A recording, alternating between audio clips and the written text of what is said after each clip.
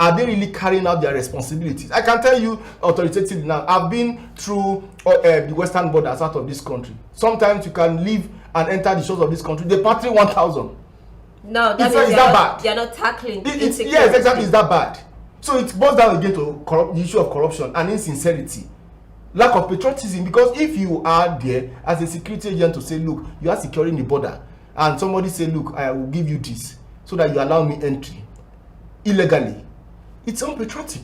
All right, now let's move to the next story. Still on Daily Sun for Wednesday, we saw a story that says Makinde Abdulrazak monarchs security agencies meet in Ibadan over insecurity. Now, how would you rate the effort of the traditional institution in regards to insecurity in the country? They've done less. Yes, if you ask me, I think they are nowhere near pass mark. Because if you look at what happened recently in the FCT, where the Honorable Minister of State for the FCT, Ramatu, actually suspended one of the traditional rulers in the FCT for aiding and abetting kidnapping. So it goes to tell you that something is actually wrong. There are so many of such that aid and abet kidnapping. Sometimes again, maybe because of fear.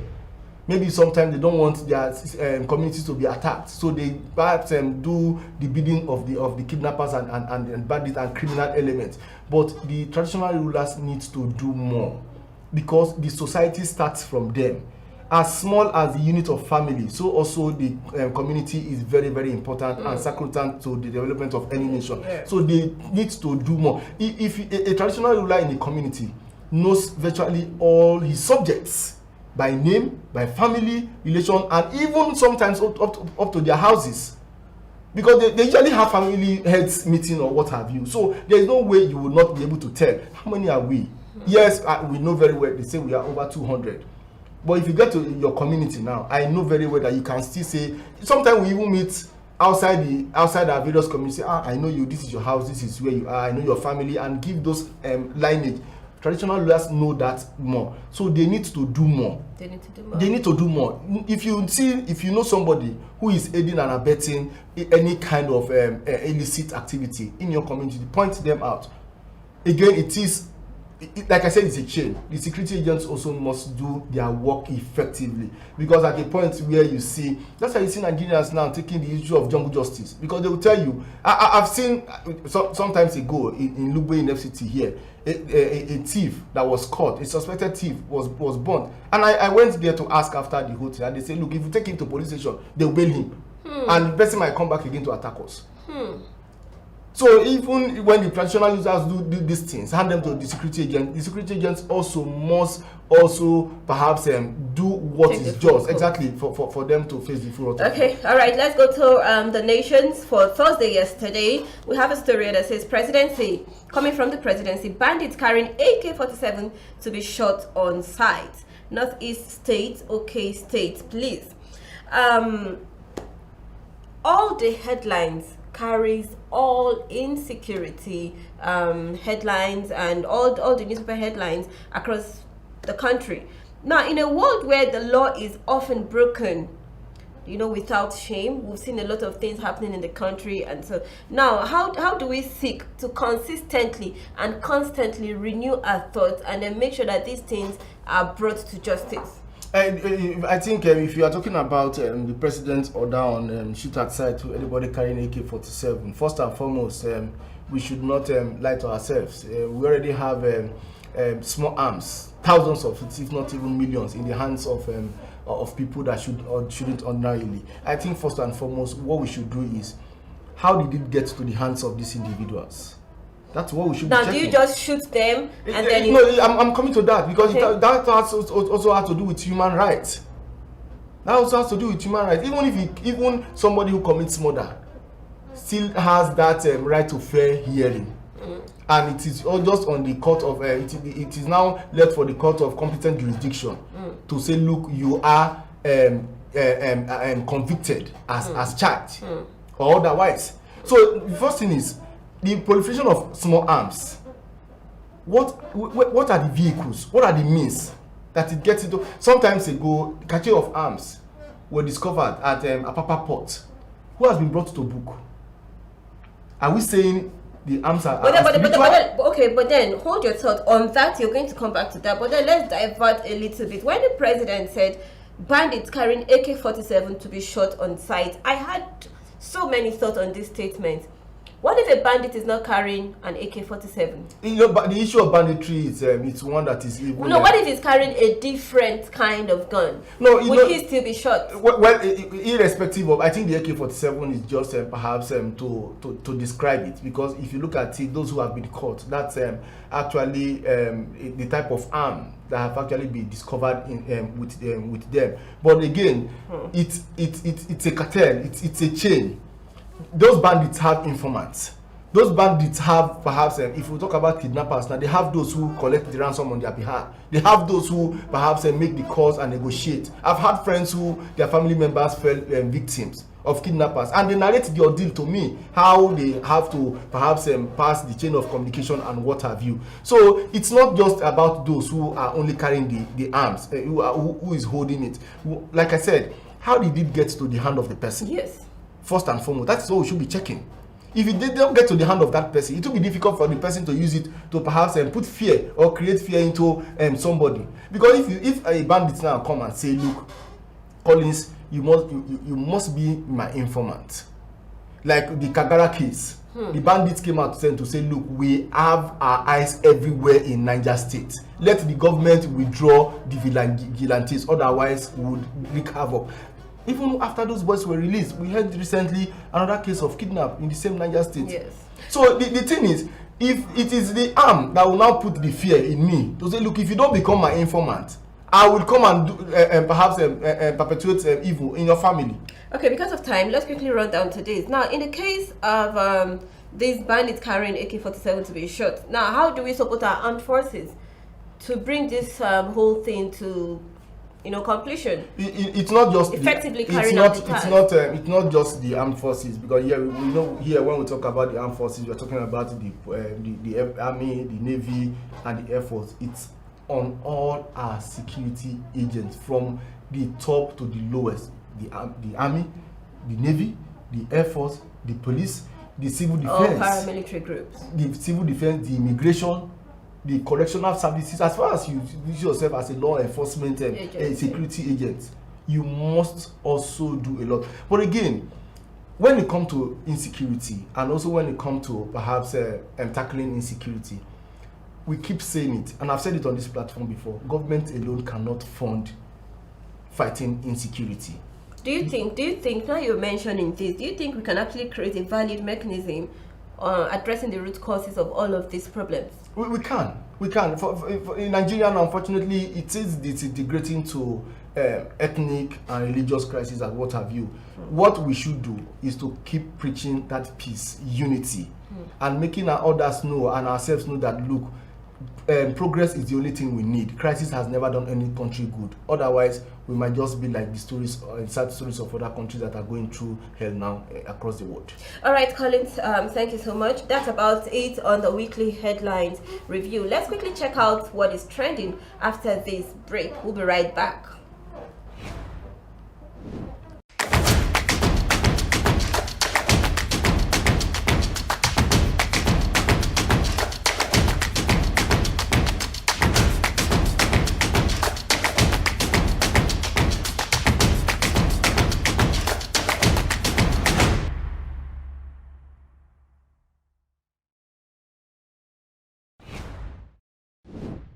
Welcome back. Collins Ajibala is still very much in the studio. Now, on what trended during the week on social media, a video of group of villagers from Democratic Republic of Congo were seen at a gold mining site packing gold with their bare hands.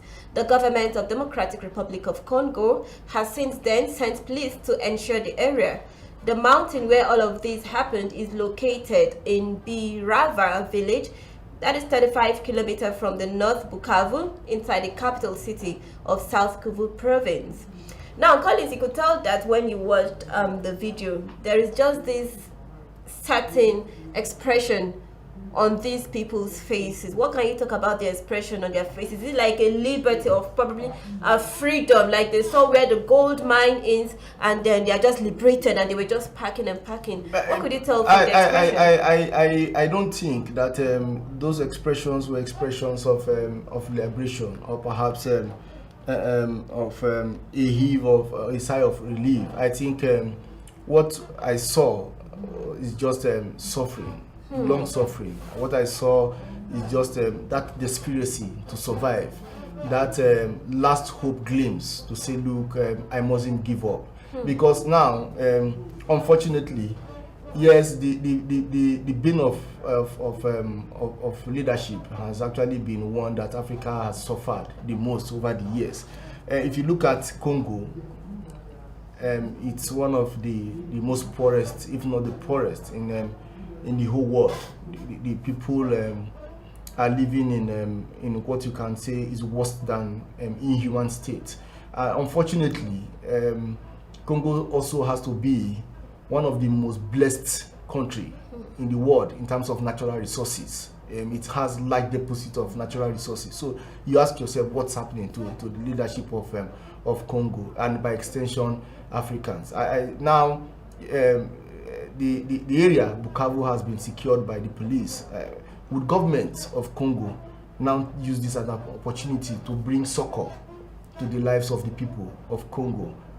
Other deposit of natural resources, how has the government of Congo used it for the benefit of In fact, the I would like Congolese? to ask, how do you see the country Congo, or rather how do you say African getting out of this mentality whereby they have a lot of natural resources but then they are not making use of it? It's actually a very broad issue, because even the fact that leadership has been very poor in Africa, we must also not forget the fact that foreign interference, Western interference also plays a lot of role in this. Because for instance, like I tell people sometimes that, look, many people of the Western world, many governments, many individuals or what have you, see the potential that Nigeria can be very great, even beyond Africa, beyond what we see ourselves and say we are giants of Africa. They see that, look, this country is blessed, human resources, natural resources, so let's create issue. Let's put a problem there for them to tackle themselves, or just let's unsettle them. So I think that's where African leaders need to now come. Because sometimes you see something happening in some African countries and the AU is silent, ECOWAS is silent. Then maybe one other country, something happens again and they all rise up like eagles in the sky. So the AU needs to come together in true leadership to say, look, we must decide for our continent. Okay, but then for our people. All right, but then let's go back a bit. Now, for all of the things that has actually happened in Congo, talking about the war and everything. Now, do you think the war in Congo is just the obstacle to the country's poor utilization of its natural resources? Because what we saw in that video is a poor utilization of that country's resources. They're not making good use of it. And is that the reason why they are still poor? Do you think that's the reason why when they discovered the site, everyone in that village, they just bumped into the place? And you could see the whole expression on their faces. If it happens in my village, if I am anywhere, I'll board vehicle or take the next flight to go there. I'm sure same thing too with your village. Exactly. How about the security implications? That's what we are talking about. Yes, the implications will come, but the people will damn the consequence first. Like you said, yes, in as much as, like I said, I saw desperation on their faces. Internally, they are expressing this joy, this satisfaction to say, look, okay, we have something that we can actually trade now and get meaningful thing for ourselves. So that's actually the problem. So the thing is, African leaders need to do more. Like you just said something about war. There's never been any country that fought war and remained the same again. Till today, we still feel the impact of the civil war, the Biafra war that we fought as a country. We are just hoping and praying that it doesn't get back again to that state. There's never been any country, mention them, that fought war and they came back stronger. None. So you shouldn't even think about the issue of war, because there is no way you can actually come and rectify the damage. Would you bring lives of those that have been lost? And whatsoever that is happening in Congo is one of those damages. Absolutely. Like I said, African leaders need to do more. The onus is on them. The responsibility lies on them to give to the people. You can't have human resources. You can't have natural resources deposits in large quantities, and your people are suffering. It's an aberration.